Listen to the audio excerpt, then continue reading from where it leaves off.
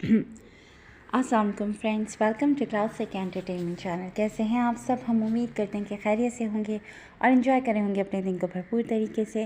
और हम आपके लिए लेकर आ गए हैं सिलसिला नावल क़ल्ब-ए कायान एपिसोड 20, जिसको आपके लिए तहरीर करी है सीवा शाहिद।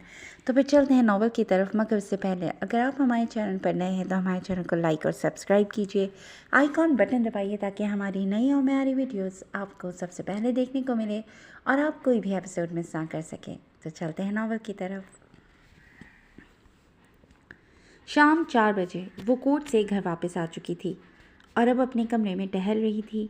उसके चेहरे पर एक इसरारी सी कैफियत तारी थी। सब्ज आँखों में परेशानी डेरा डाले हुए थी। हफ्ता और इतवार, बस यही 2 दिन उसके पास थे। पीर को उसने हर सूरत बाशु दादा के केस का फैसला सुनाना था। वो हद दर्जा परेशान थी, डिप्रेस हो रही थी कि एक तरफ इंसाफ का कलम उसके हाथ में था तो दूसरी तरफ उसकी इकलौती बेटी की जान बाशु दादा के हाथ में थी। मुंसिफ होने की कीमत अदा करना बहुत मुश्किल था, मगर उसे शायद ये कीमत अदा करनी ही थी।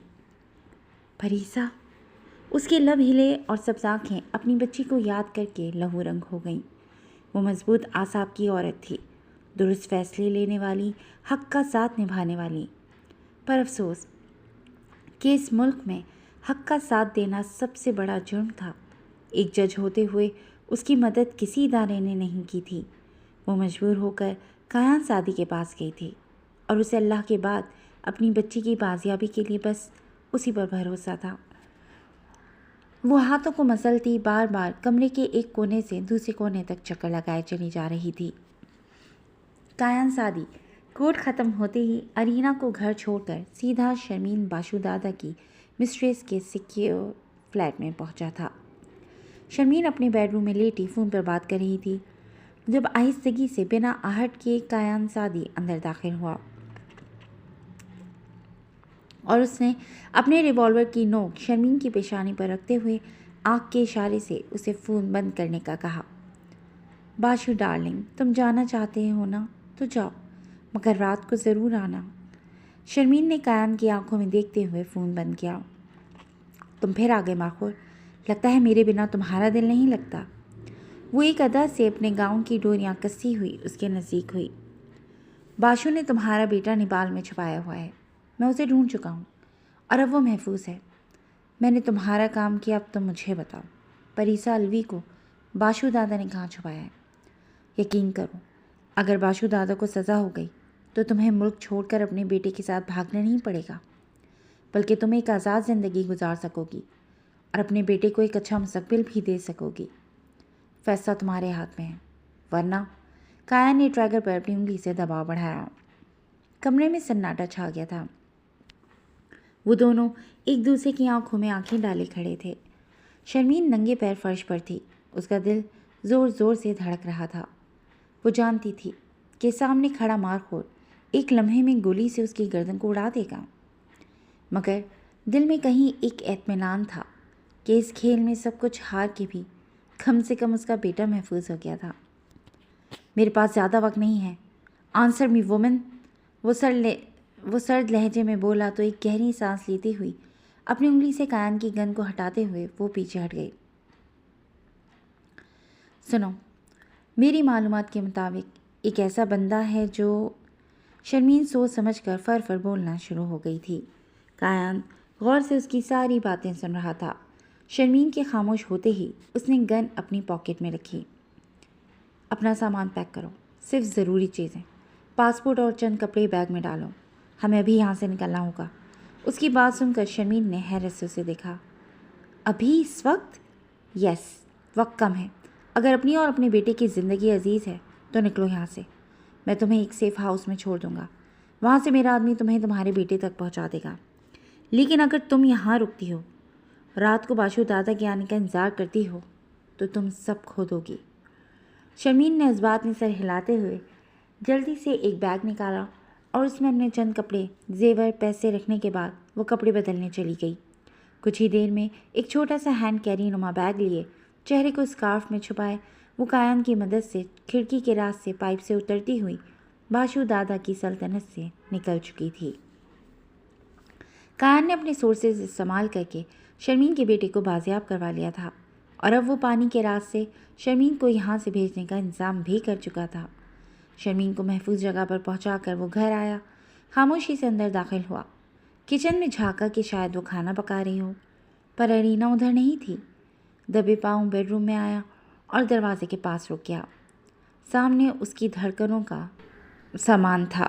جج یور آنر، ارینا کائان سادی نہایت بے چینی سے کمرے میں ٹہل رہی تھی۔ اس کی سبز آنکھوں میں ایک الجھن تھی، ایک خوف تھا، اداسی سی تھی۔ شاید نہیں، یقیناً پریسا کو کھو دینے کا خوف اس کو بری طرح سے متاثر کر رہا تھا۔ ڈیم اٹ وومن، تم مجھ پر بھروسہ کیوں نہیں کرتی کہ میں ہماری بیٹی کو کچھ نہیں ہونے دوں گا؟ وہ اسے یوں دیکھ کر سختی سے جبڑے بھیجتا ہوا بڑبڑایا۔ ارینا کو اس حال میں دیکھ کر اسے دکھ ہوا تھا، پر وہ خود کو کمپوز کرتا اگلے مرحلے کا سوچ کر دبے پاؤں آگے بڑھا اور اس کے عین پیچھے جا کر یکدم سے اسے اپنے بازوں میں بھر کر اوپر اٹھا لیا کہ اس کے پیر زمین سے اونچے ہو گئے۔ کائان، ارینا کے لبوں سے سرگوشی سی بلند ہوئی۔ یس یور آنر، میرے علاوہ اور کون ہو سکتا ہے؟ نرمی سے بولتا ہوا اسے اپنے بازوں میں بھرے وہ بستر کے پاس لایا اور اسے بیڈ پر بٹھا کر قالین پر دوزانو بیٹھ کر اس کے گھٹنوں پر اپنے ہاتھ رکھ کر اس کی سرخ ڈوروں سے مزین سبز آنکھوں کو بنا کچھ کہے سنجیدگی سے دیکھنے لگا۔ پیر کو ہر صورت مجھے فیصلہ سنانا ہے۔ میری سمجھ میں نہیں آ رہا کہ میں کیا کروں۔ کیا اپنی بیٹی کی خاطر انصاف کی دھجیاں اڑا دوں؟ اس قاتل، دہشت گرد، اسمگلر، ہر طرح کے جرم میں ملوث باشو دادا کو باعزت بری کر دوں؟ میرا ضمیر مجھے اس کی اجازت نہیں دے رہا۔ میں کیا کروں؟ وہ چند لمحوں کی خاموشی کے بعد بے بسی سے بولتی ہوئی اپنی دونوں مٹھیوں میں سر کو تھام گئی۔ اگر میں نے اس ظالم کو رہا کر دیا تو میری بچی تو بچ جائے گی، مگر نہ جانے وہ کتنے اور معصوم بچوں کا، بے گناہ انسانوں کا خون کرے گا۔ میں ایسا کیسے کر سکتی ہوں اپنی بچی کو بچانے کے لیے؟ باشو دادا جیسے خونخوار درندے کو باعزت بری کیسے کروا سکتی ہوں؟ وہ ہذیانی ہو رہی تھی۔ قلب کائان، وہ بلا کے پرتپش لہجے میں بولتا ہوا اس کے کندھوں پر ہاتھ رکھتا اچک کر تھوڑا اوپر ہوا اور ارینا کی نازک سی گردن کے پاس اپنی ناک لے جا کر اس نے ایک گہرا سانس بھرا۔ یہ کیا کر رہے ہو؟ وہ پیچھے کھسکی تو کائان نے اس کے کندھوں پر ہاتھ رکھ کر اس کی سبز آنکھوں میں جھانکا۔ آئی وانٹ یو قلب کائان رائٹ ناؤ، قطعی لہجے میں بولتا ہوا اس کے بالوں میں منہ چھپا کر وہ اسے اپنی باہوں میں بھر چکا تھا۔ کائان، ارینا نے اس کے بالوں میں ہاتھ رکھ کر اس کا سر اوپر کرنا چاہا۔ فار گاڈ سیک کائان، میں اتنی پریشان ہوں اور تم… شش۔ کائان نے اس کے لبوں پر اپنی انگلی رکھی اور اس کا دوپٹہ اتار کر ایک سائڈ پر رکھا۔ سب بھول جاؤ، یہ جو لمحے ہمیں ملے ہیں، بس ان لمحوں میں مجھے جی لینے دو، پھر نہ جانے یہ وقت، یہ لمحے ہمیں میسر ہوں یا نہ ہوں، کچھ دیر کے لیے سب بھول کر صرف میری ہو جاؤ یور آنر۔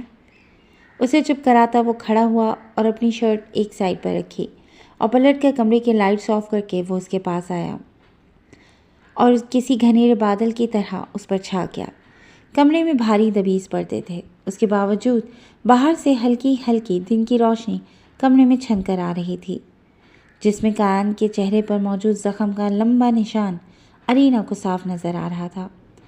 یہ نشان کائان سادی کی پہچان تھا، اس لیے بنا سوچے سمجھے اس نے آہستگی سے اپنی گردن اٹھا کر اپنے لب کائان کے زخم کے نشان پر رکھے اور اپنی مخروطی انگلیاں اس کے فوجی کٹ مگر گھنے بالوں میں پھنسا دیں۔ او گاڈ، وہ زور سے کہہ رہا۔ سو ڈیم گڈ، تو مجھے مار دو گی اور نا؟ کائان اس کے لمس پر پرسکون ہوتا اس کے وجود میں کھوتا ہوا اپنی آنکھیں بند کر گیا تھا۔ چند لمحے ان دونوں کے درمیان آ ٹھہرے تھے جنہیں کائان بڑے حق سے چرا رہا تھا۔ رات کا نہ جانے کون سا پہر تھا جب ارینا الوی کی آنکھ کھلی۔ ایک نامانوسیت کا سا احساس تھا۔ اس نے چاروں طرف دیکھا، اندھیرا چھایا ہوا تھا۔ اس سے یاد آیا کہ کس طرح کائان نے اسے اپنی شدتوں سے بے حال کر دیا تھا۔ وہ کب سوئی اسے پتہ ہی نہیں چلا۔ کوہنی کے بل اٹھتے ہوئے تھوڑا اچک کر اس نے اپنے برابر لیٹے ہوئے کائان کو دیکھا، جس کا ایک ہاتھ ابھی بھی ارینا کے گرد سختی سے لپٹا ہوا تھا۔ وہ گہری نیند سو رہا تھا۔ اس کے چہرے پر ایک سکون سا چھایا ہوا تھا اور منہ تھوڑا سا کھلا ہوا تھا۔ وہ بنا پلک جھپکے اس کے چہرے کو پڑھ رہی تھی، اسے غور سے دیکھ رہی تھی۔ جب اسے احساس ہوا کہ ماحول شناسا نہیں ہے، کچھ عجیب سا ہے، اس نے بلینکٹ، تکیے اور چادر کو دیکھا۔ یہ اس کا بیڈ تو نہیں تھا، نہ ہی اس کا کمرہ تھا۔ کایان، کایان اٹھو! ارینا نے آواز لگائی تو کایان نے اپنی آنکھیں کھول کر خود کو جگاتی ہوئی ارینا کو دیکھا اور پھر اس کی گردن میں ہاتھ ڈال کر اسے اپنی طرف کھینچ کر نرمی سے اس کے ماتھے پر اپنے لب رکھے۔ ہم کہاں ہیں؟ یہ ہمارا کمرہ، ہمارا گھر تو نہیں ہے؟ وہ سوال کر رہی تھی۔ تم بولتی بہت ہو یور آنر، اور مجھے اتنا بولنے والی لڑکیاں پسند نہیں ہیں۔ وہ ابھی بھی اس کی گردن میں اپنا بازو ڈالے اسے اپنے اوپر جھکائے سکون سے لیٹا ہوا تھا۔ مجھے بہلانے کی کوشش نہ کرو، صاف صاف بتاؤ ہم کدھر ہیں؟ میرے خدایا، کایان پہلے ہی ہمارے پاس وقت کم ہے، یہ سب کیا ہو رہا ہے؟ وہ حد درجہ پریشان ہو چکی تھی۔ اس کی بات سن کر کایان اپنے اوپر سے کمبل ہٹاتا ہوا کھڑا ہوا۔ وہ اس وقت شرٹ لیس تھا، صرف جینز پہنی ہوئی تھی۔ کایان نے سائڈ پر رکھی کرسی پر سے اپنی شرٹ اٹھا کر پہنی اور کمرے کی لائٹ جلائی۔ یہ مٹی کے لیپ سے بنا کمرہ تھا جس میں صرف ایک پیلا بلب جل رہا تھا۔ ارینا خود بھی بستر سے نیچے اتر آئی۔ وہ اس وقت جینز کے اوپر لانگ کرتا پہنے ہوئے تھی اور یہ کپڑے وہ تو نہیں تھے جو اس نے گھر میں پہنے ہوئے تھے۔ انفیکٹ شام کو جب کایان نے اسے بے بس کیا تھا تب تو ان لمحات میں اس کے پاس لباس ہی نہیں تھا، تو جواب صاف تھا کہ یہ سب کایان کی کارآسانی تھی۔ وہ اسے پیار محبت کے جال میں الجھا کر بعد میں بے ہوش کر کے رات کے کسی پہر یہاں لے آیا تھا۔ مگر یہ کون سی جگہ تھی؟ ارینا نے اپنے لبوں کو سختی سے دانتوں کے بیچ بھیجتے ہوئے کمرے کو بغور دیکھا اور قدم اٹھاتی ہوئی کایان کے نزدیک آ کر کھڑی ہو گئی جو کھڑکی سے باہر جھانک رہا تھا۔ ہم اس وقت چمن کے علاقے میں موجود ہیں۔ اگر میں تمہیں بتا کر یہاں لاتا تو تمہارے سوالات، جوابات، تمہارے انٹروگیشن میں بہت وقت ضائع ہو جانا تھا اور میں وقت کی بربادی افورڈ نہیں کر سکتا۔ وہ آنکھوں پر دوربین لگائے باہر دیکھتا ہوا اپنے نزدیک کھڑی ارینا سے بات کر رہا تھا۔ چمن؟ ارینا نے حیرت سے کہا۔ یس، چمن، وہ سکون سے بولا۔ مگر کیوں؟ وہ کنفیوز تھی۔ کیونکہ پریسا کو باشو دادا نے یہیں پر چھپایا ہوا ہے۔ اس کی بات سن کر ارینا کا دماغ بھگ سے اڑا تھا۔ تم اتنا یقین سے ایسا کیسے کہہ سکتے ہو؟ کیا تمہیں 100% یقین ہے کہ پریسا یہاں پر ہے؟ جانتے بھی ہو اگر وہ یہاں نہ ہوئی تو ہمارا کتنا وقت برباد ہو جائے گا، اور اگر ایسا تھا تو مجھے بتایا کیوں نہیں کایان؟ ارینا حد درجہ سنجیدگی سے سوال پر سوال کر رہی تھی۔ کیونکہ تم بولتی بہت ہو اور مجھے اپنے کام میں مداخلت پسند نہیں۔ وہ یہی ہیں اور آج میں نے ہر قیمت پر اس کا ٹھکانہ ڈھونڈنا ہے۔ وہ دوربین آنکھوں سے ہٹاتا ہوا ایک ہاتھ سے ارینا کو سائڈ پر کر کے کرسی پر رکھے اپنے چمڑے کے چھوٹے سے بریف کیس نما بیگ کے پاس گیا۔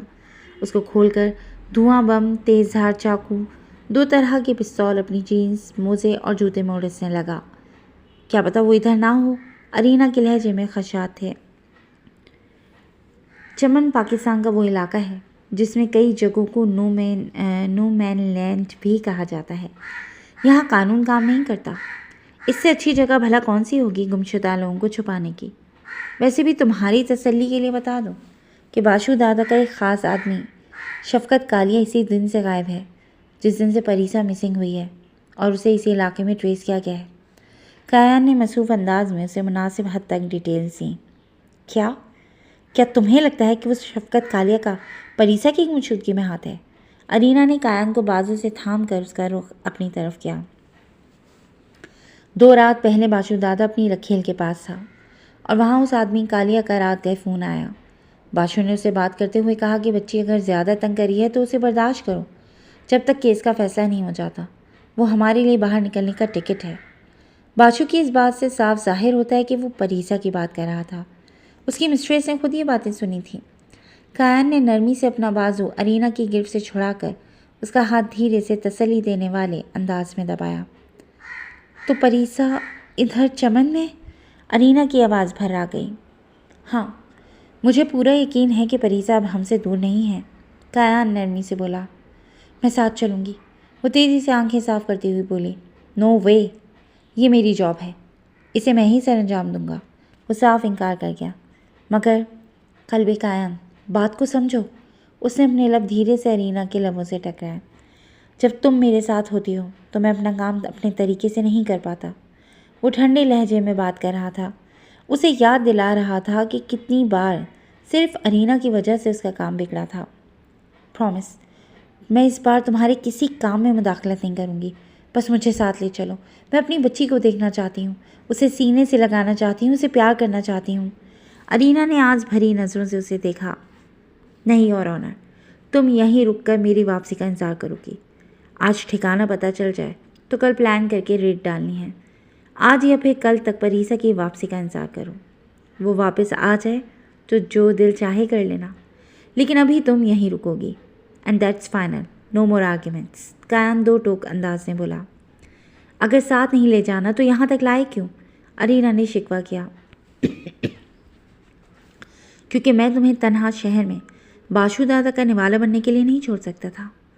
وہ جانے کے لیے تیار تھا، دروازے تک گیا، پھر رک کر گردن موڑ کر ساکت کھڑی ارینا کو دیکھا۔ رات کے لیے بہت شکریہ۔ اب میں اگر زندہ واپس نہ بھی آیا تو کوئی غم نہ ہوگا، مگر وعدہ ہے کہ پریسا کل تک کی تاریخ میں صحیح سلامت پہنچ جائے گی۔ وہ اپنی بات مکمل کر کے ارینا کا جواب سننے کے لیے رکا نہیں تھا، بس اپنی بات کہہ کر تیزی سے کمرے سے باہر نکل گیا تھا۔ وہ پورا دن کایان کا انتظار کرتی رہی تھی۔ اس چکر میں اس نے اس 2 کمرے کے گھر کا بھی اچھی طرح سے جائزہ لے لیا تھا۔ سرخ اینٹوں سے بنے اس چھوٹے سے گھر میں 2 کمرے تھے، ایک کچن اور ایک باتھ روم تھا جس میں بڑی سی بالٹی رکھی ہوئی تھی۔ کچن میں کچھ بھی کھانے پینے کا سامان نہیں تھا، بس کھانے کے بند کین فوڈ موجود تھے جو یقیناً کایان ہی لایا ہوگا۔ وہ کچن سے نکل کر واپس کمرے میں آ گئی تھی۔ پورے دن ایک انجان گھر میں اکیلے رہ کر وقت کاٹنا آسان نہیں تھا۔ ایک ایک پل پہاڑ کی طرح سے لگ رہا تھا۔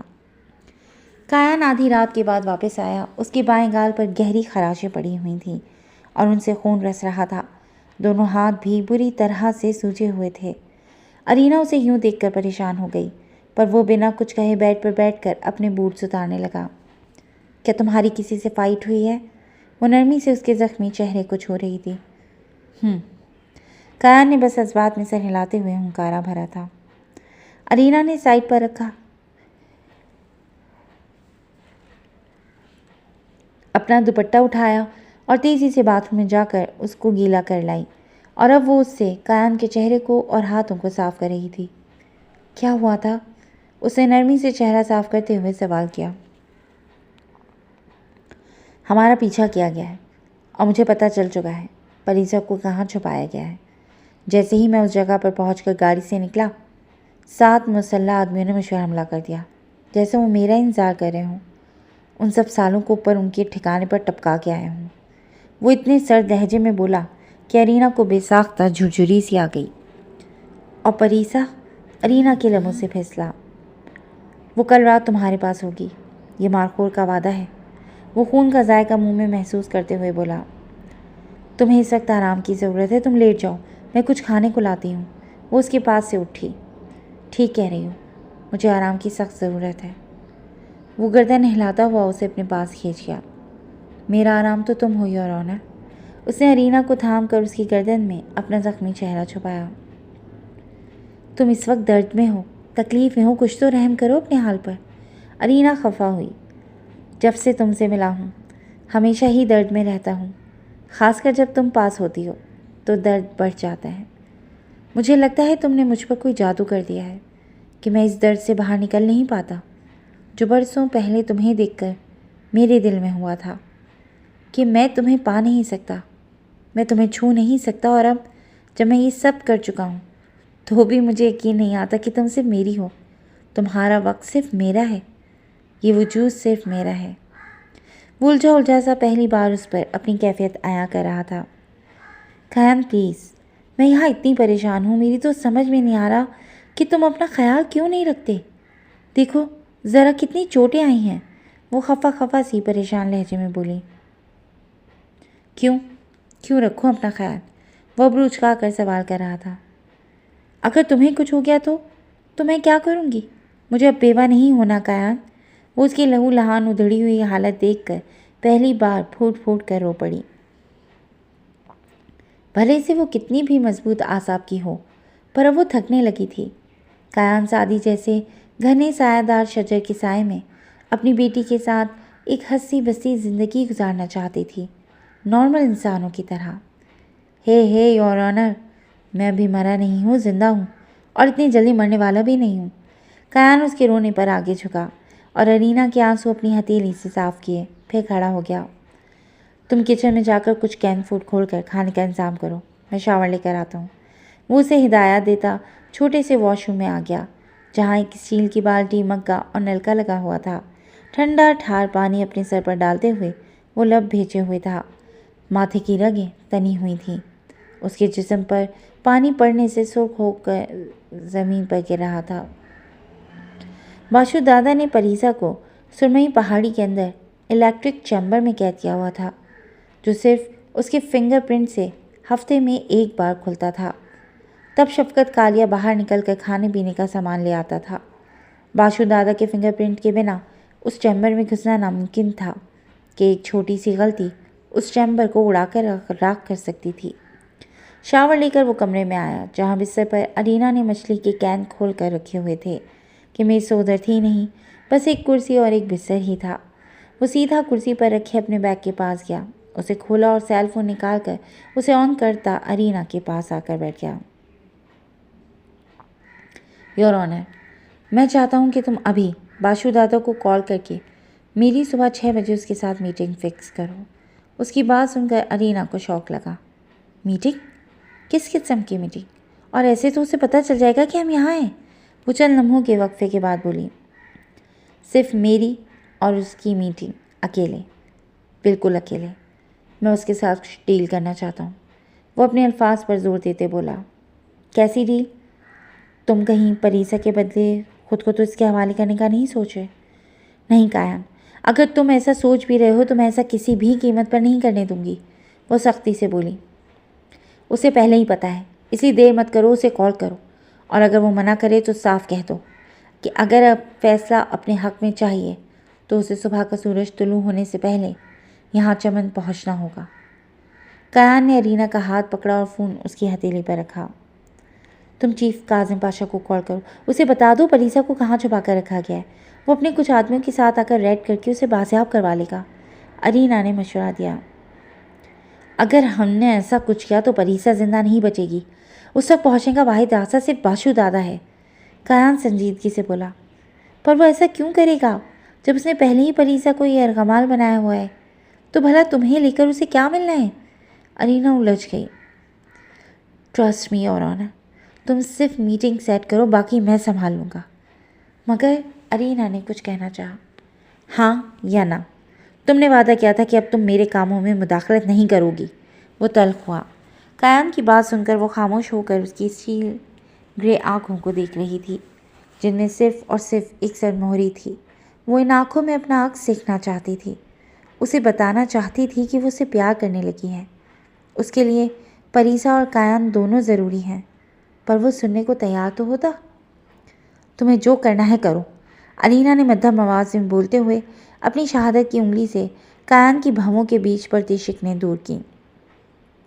मगर अरीना ने उसकी स्टील ग्रे आंखों में अपनी सब्ज आंखें गाड़ी।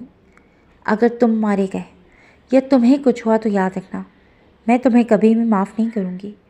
अपनी बात के अख्ताम पर उसने ज़बरदस्ती मुस्कुराने की कोशिश की, पर उसके लब बस लरस कर रह गए।